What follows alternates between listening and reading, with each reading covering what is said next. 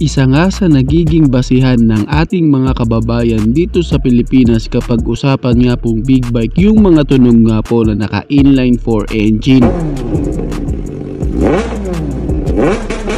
Kahit sino naman talaga guys, kapag nakarinig ka talaga ng inline 4 engine ng isang big bike, talaga namang mapapalingon ka at masasabi mo na may parating nga po na big bike. Ang mga ganitong kategory nga po ng makina guys is alam naman natin na pricey talaga. Ika nga ng iba suntok sa buwan talaga ang mga presyo nito. Talagang mamahalin ang mga motorcycle na ito, ang mga naka inline 4 engine. And bukod nga guys sa meron siyang malakas na makina, alam naman natin na ang mga big bike is meron din po talaga mga futuristic design, mga maaangas and aggressive looking, and kakaiba sila sa mata. Kilalang kilala nga po ang motorcycle brand dito sa Pilipinas na si Rossi. Si Rossi is meron na nga din pong mga 400cc na available na po dito sa Pilipinas na pwede mo na din pong mabili. Pero dito nga sa video na to guys is meron nga po tayong pag-uusapan na bagong sports bike daw po ni Rossi na talaga naman pong napakaangas niya. Isabi nga po ng ilan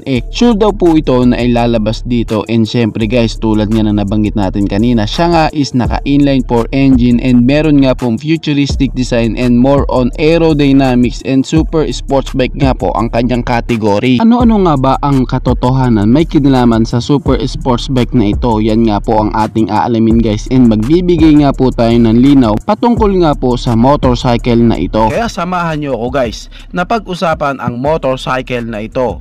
Pero bago yan, baka pwede naman na pa-subscribe ng aking YouTube channel. I-click mo na din ang notification bell para maging updated kayo sa mga susunod na i-upload ko. Guys, baka pwede naman na pa-like and follow ng aking Facebook page. Nasa description po ang link. Kaya make sure guys na tapusin nyo ang video na ito para malaman nyo ang information may kinalaman sa motorcycle na ito.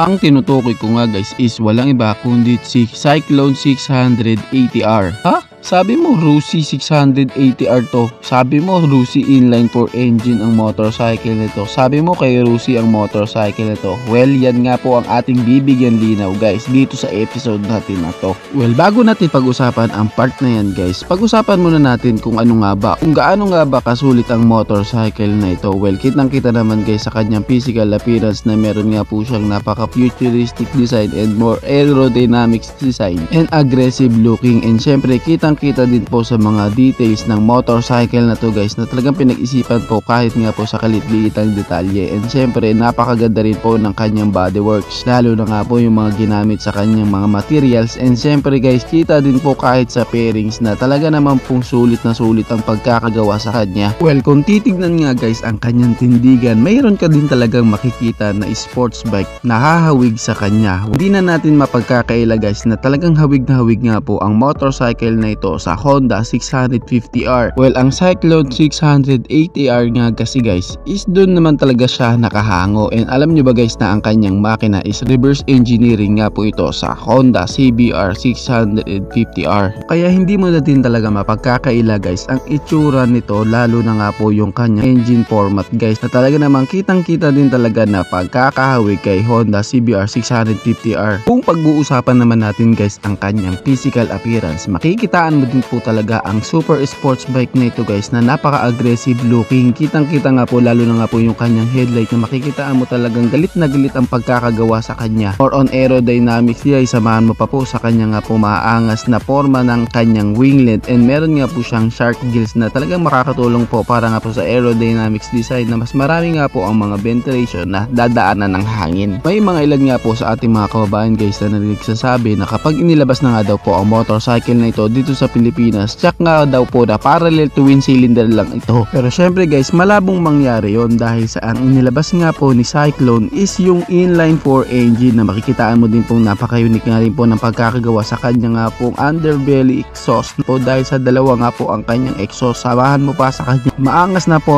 sa likurang bahagi dahil nga rin po sa naka single sided swing arm ito na lalo nga pong gumanda disenyo ng likurang bahagi, lalo na nga po yung kanyang gulong na para nga po siyang nakalutang dahil sa single sided swing arm. Ngayon guys, pag-usapan na nga po natin ang kanyang engine specs at ang kanya nga po mga features at kung gaano nga ba talaga kalakas ang motorcycle na ito. Ito nga po guys is meron nga pong 674 cubic centimeter engine displacement, naka 4-stroke, and syempre siya nga po is naka inline 4 engine na meron nga pong 16 valves, naka dual overhead cam, and meron nga po siya guys features na assist and sleeper clutch. Alam naman natin guys na ang sleeper clutch is kailangan talaga lalo na nga po sa ganito kalalaking engine displacement. Ang sleeper clutch guys ang nakakatulong para nga po mapanatili niyang stable ang rear tire mo kahit mag hard downshift ka, and makakatulong din po na maprotektahan ang mga gearing mo kapag nag hard downshift ka, and syempre more on comfortability dahil sa palambot nga po ang clutch lever mo. Pag-usapan naman natin guys ang kanyang power output. Pagdating nga po sa kanyang maximum power, meron nga po siyang 80 HP at 9,000 RPM, and meron naman siyang maximum torque na 60 Newton meter of torque at 8,000 RPM. Well, para sa power output na yun guys, makikita talaga na hindi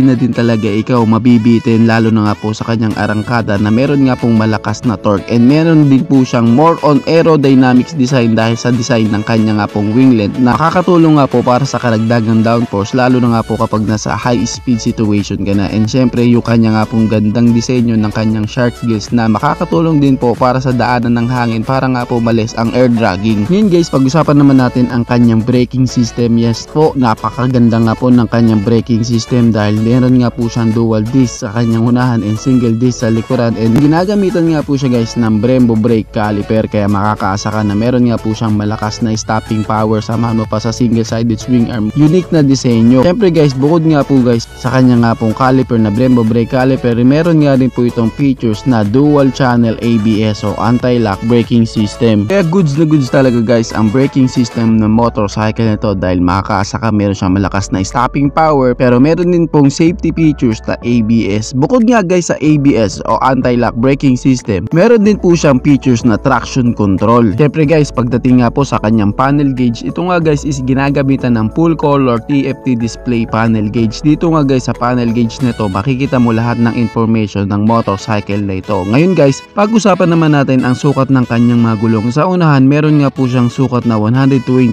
by 70 by 17, at sa likuran naman guys is may sukat nga po na 180 by 55 by 17. Pagdating naman po sa kanyang fuel tank capacity, meron nga po itong fuel tank capacity na 17 liters, and ang kanya nga pong dry weight guys is may bigat nga po na 206 kg. Pagdating po sa kanyang seat height, medyo may kataasan nga po ito na may sukat nga po na 210 mm.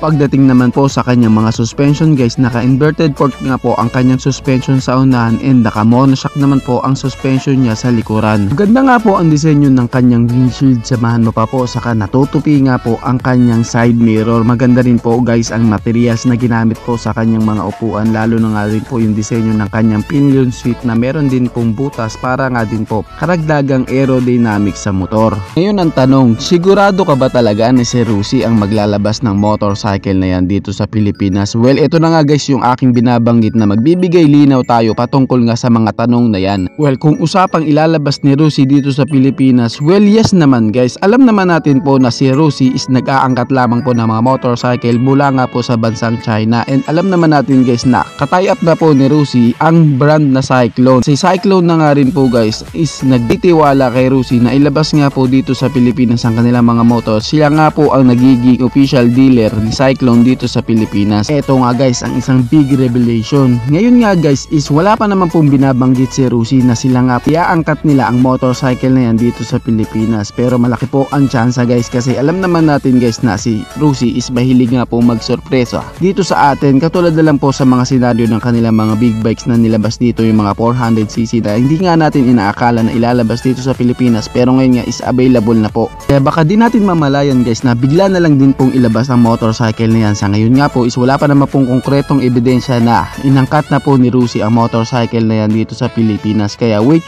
muna tayo. Kaya kung may update po patungkol nga po sa motorcycle ito, agad ko din naman po kayong sasabihan. Isa nga guys sa binabash na motorcycle brand dito sa Pilipinas si Rusi. And alam naman natin guys na yung mga 400cc nila is medyo may pricey na din talaga. Alam nyo ba guys na ang mga inaangkat ni Rusi na motorcycle na mga higher engine displacement is mga premium motorcycle nga po na nagmula sa China. Kaya mauunawaan mo din sana na ang presyo niyan medyo may kataasan. And laging tatandaan guys, si Rusi po is nagdi-dealer lamang po ng motorcycle dito sa Pilipinas. Hindi po sila mismo ang gumagawa. Kaya katulad na lang guys sa ating napag-usapan na motorcycle na super sports bike, talagang maasahan din natin na medyo may presyo nga din po medyo may kataasan din po ang presyo nito. Pero alam naman natin guys, din naman magpresyo si Rusi. Kaya talagang kaabang-abang po na ilabas na ang motorcycle na yan dito sa Pilipinas, ang Cyclone 680R. Kayo guys, anong masasabi nyo sa motor na ito? Paki-comment naman ang inyong reaksyon. Maraming salamat po. Bago matapos ang video na to guys, baka pwede naman napahingi ng isang like mula sa inyo bilang pagsuporta sa ating munting video. Maraming salamat po. So pwede mo na rin i-share para din malaman ng iba nating mga ka-rider. Sa tingin ko guys is dito ko na lamang po tatapusin ang ating vlog. I hope na nag-enjoy kayo sa aking hinandang video para sa inyo. Pinasisigla ko din kayo guys na i-subscribe ang aking YouTube channel. I-click mo na din ang notification bell para maging updated kayo sa mga susunod na i-upload ko. So dito ko na lamang po tatapusin. Maraming salamat po. Ichi boy. Thank you.